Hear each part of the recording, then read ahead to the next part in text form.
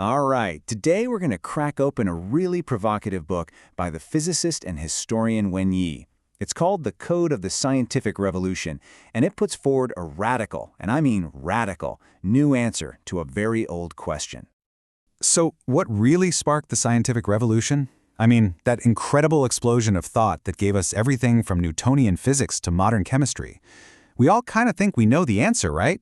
But what if the story we've all been told is missing the single most important piece of the puzzle?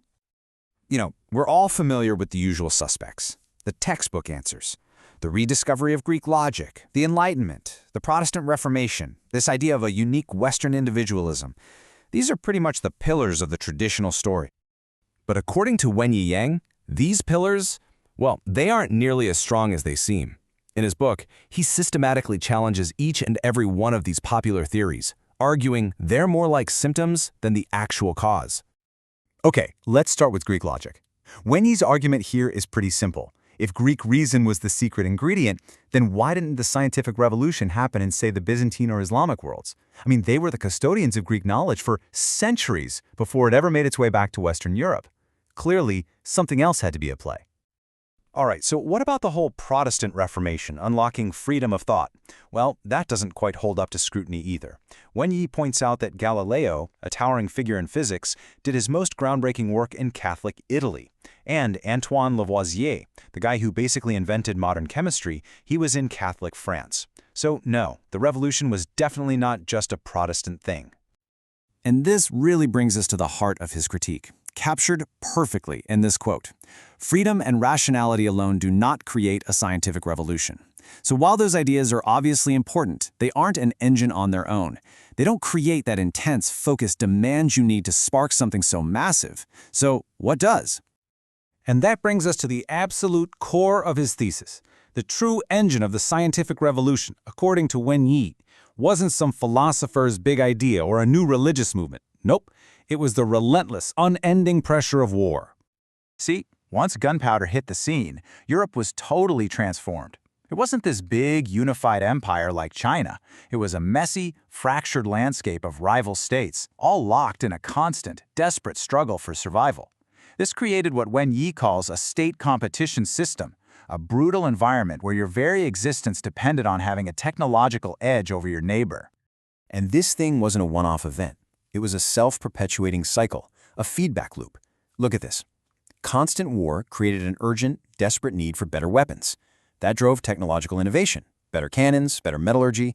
That innovation then fueled commerce, because you had to create new financial systems just to fund the war machine.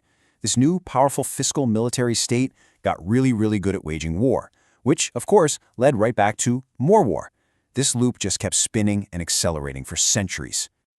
And this is really the heart of the argument, summed up perfectly in this quote. Pure intellectual curiosity is one thing. It's great. But the desperate life-or-death need to make your cannon shoot farther and more accurately than your enemy's cannon?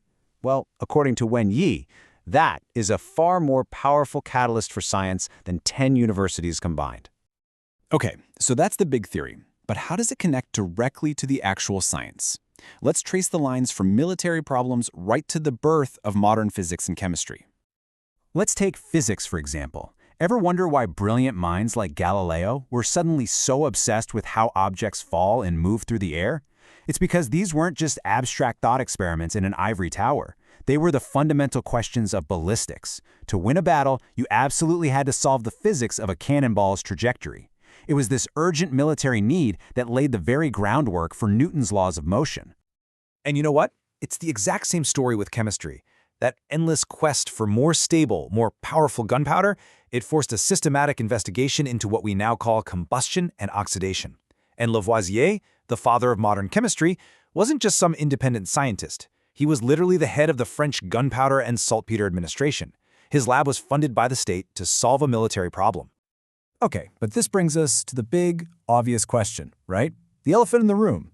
China invented gunpowder, so why on earth didn't the scientific revolution happen there? Wen Yi's answer to this is what makes his whole thesis so powerful and compelling. I mean, the contrast couldn't be more stark. You have 17th century Europe, this chaotic, violent pressure cooker of constant war between rivals, and then you have 17th century China, a massive, unified, and mostly peaceful empire. That systemic existential pressure that forced European states into a frantic technological arms race, it just wasn't there. And this is a really crucial point. This isn't about some kind of cultural deficit. Wen Yi's argument completely refutes those old, tired cliches about Oriental despotism stifling creativity. The issue was never a lack of brilliant minds or curiosity. It was the absence of that intense, fragmented, high-stakes competition that turned gunpowder from a simple firework into the catalyst for a whole new way of understanding the universe. So what does all this history mean for us today? Well, Wen Yi's framework gives us a really powerful, and maybe even unsettling, lens for looking at our own world. I mean, does that innovation feedback loop sound at all familiar? It should. Think about the 20th century.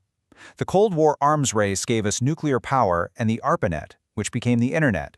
The space race gave us massive leaps in computing and material science. And right now, today, you can see the exact same dynamic playing out in the global race for AI dominance. And this all brings us back to the central, powerful takeaway from Wen Yi's work. It's a fundamental reframing of Western history. As he puts it, the West's rise was not born of peace and philosophy, but of pressure and peril. The modern world wasn't born in quiet libraries, but forged in the crucible of conflict and competition. And that leaves us with a really provocative question to think about. If this intense pressure and competition were the secret ingredients for the last great leap in human knowledge, what does that mean for our future?